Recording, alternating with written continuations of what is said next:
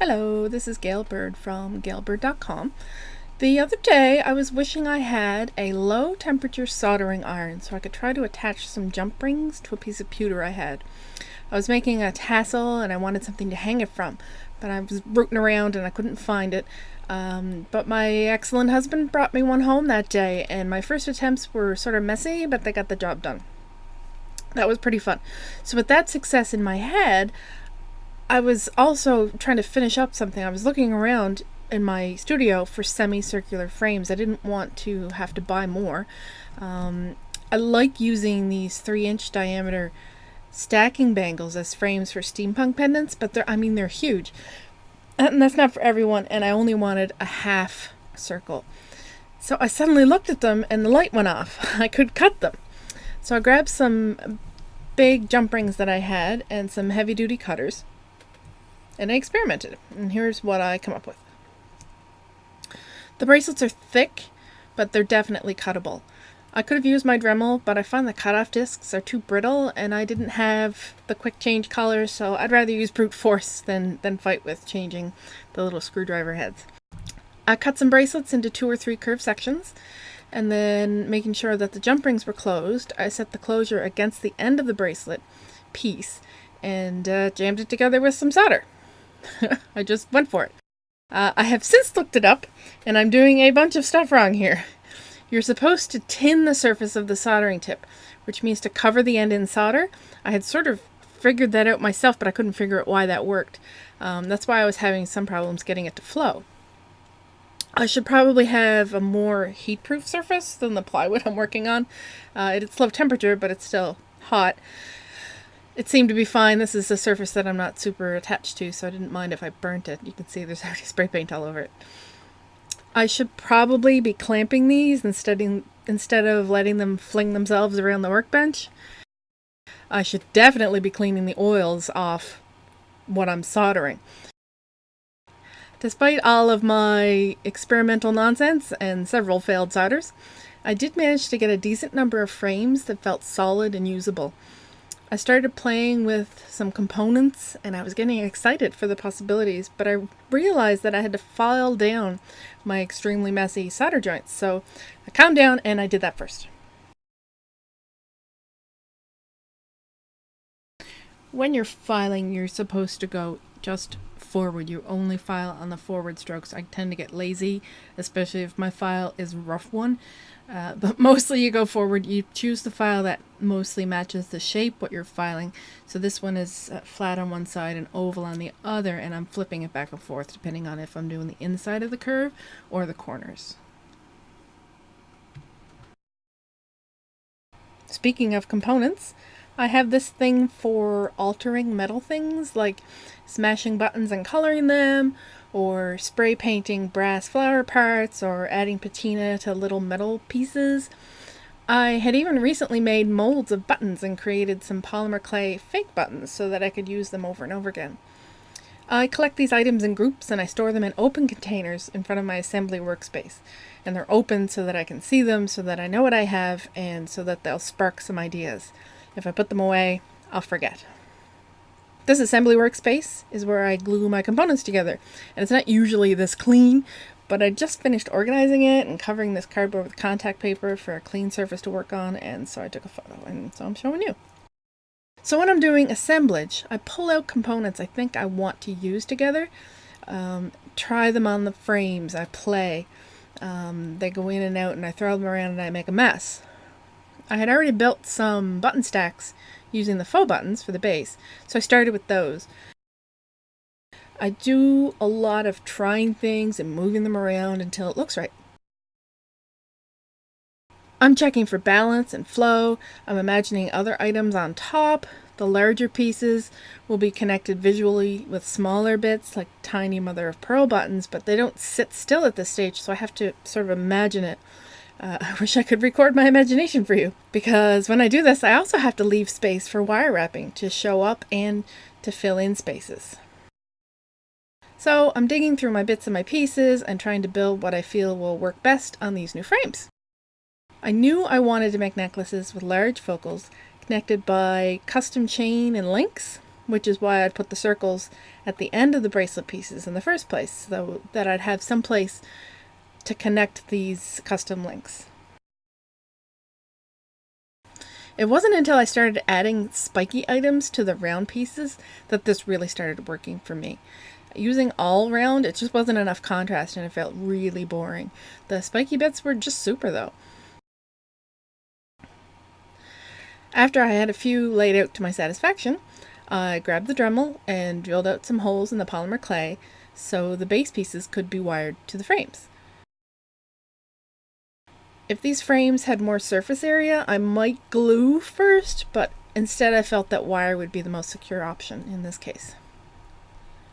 I'm using a 24 gauge wire to bind the pieces together. It's a simple binding wrap. You just pull through the hole and around the frame 3 times and at least once around the frame by itself on either end. That smaller wrap is more secure.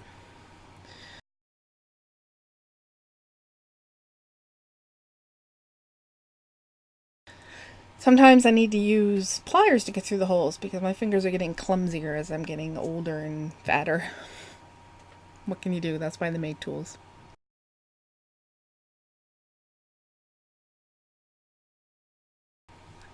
I use a metal hole punch to go through the real buttons to make them bindable as well. These holes and bindings will sort of be covered, but I like the contrast the small binding wire will have against the larger decorative wire. So I make sure these are neat and pretty. 3 or 5 wraps is better than just 1 or 2, which can look weak.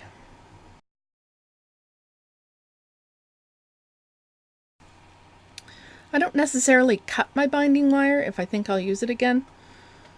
So that's why you'll see the little bits hanging out.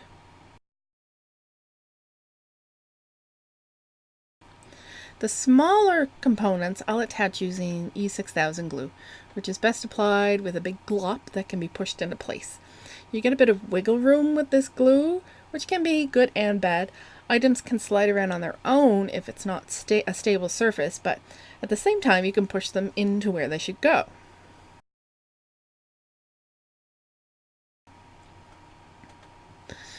I do my best to recreate what I had in my head on the first assembly, but honestly I have no idea if what I did ended up as what I first imagined.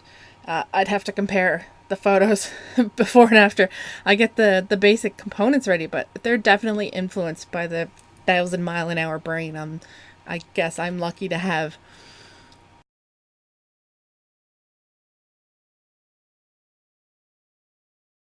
Sometimes what I imagine is the best position for an item doesn't give me much glue space. I'll have to make sure that this key is tied down securely with wire later, for instance. The tiny piece with the orange in it is an experiment using Cerulean, which is an epoxy clay made by and used for Swarovski crystals. I mixed up the clay and put it onto the little brass filigree. Then I jammed a bunch of tiny little bits into it. I haven't quite yet figured out a use for it, but I discovered that this particular piece worked well as part of the larger assemblage. After filming these few items, I managed to get lots more assembled and ready for the final wire.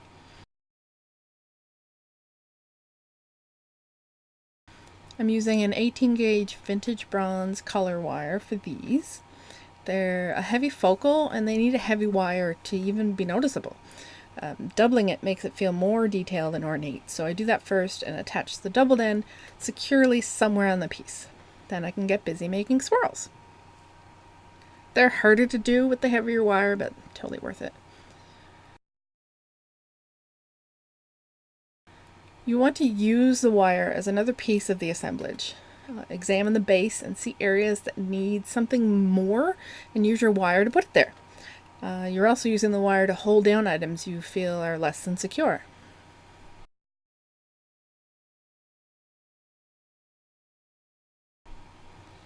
I added a smaller gauge wire, this is 20 gauge, for a bit of contrast, and probably also because my hands hurt, because they always hurt. I do generally cut a longer piece of wire than this so that there's fewer ends to secure, but I wasn't exactly sure where I was going with this one, so it ended up with a couple of lengths. My left hand is my clamp hand. As I'm swirling with my right, I'm using my left to make sure that nothing I've already done moves or gets pulled and distorted out of place. Finally, I use a smaller wire again, probably 22 or 24, to connect some of the wire swirls together on the front of the piece with more simple binding. This keeps them from snagging when they're being worn. It makes the whole piece feel more secure, and it just looks really cool. It's the contrast again of the small versus the large. Okay, so the final thing I wanted to do was build a neck chain that feels custom and is part of the whole, instead of just dependent on a string, which is what I was feeling that my work was turning into. It was just pendant, pendant, pendant, pendant. So I really wanted to make something bigger and heavier. So I grabbed some thrifted chains, some busted chains I had, some chains I'd painted, bits and bobs and links I'd made, and I started putting them together. I drop things a lot, so I left this bit in here just so if you drop stuff, you don't feel so bad. It happens.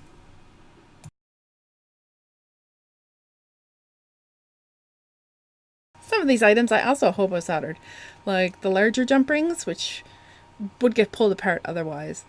This is kind of great, actually. I'm really enjoying this hobo soldering because you can't torch solder next to stones or glass, but closing up after an item is attached, it's such a great way to keep your pieces secure. And I mean, just a little tad, just a boop of solder, and it just keeps it closed up.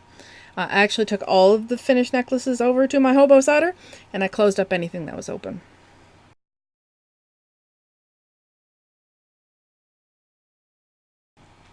This was my first one, so of course I got better at doing this as I went along. Here are my few of my favorites. We've got lots of links and chains and mixed metals in there. I'm really happy with these. They feel cohesive. It's a whole piece. It's not just a pendant on a string. It's an entire necklace. It's a statement piece. They're not too big. I'm digging them quite a bit, and I hope you do too. And I hope that the people in the shops like them as well. That's it for today. This is quite long enough, and I hope you enjoyed it. Thank you for watching, and as always, stay creative.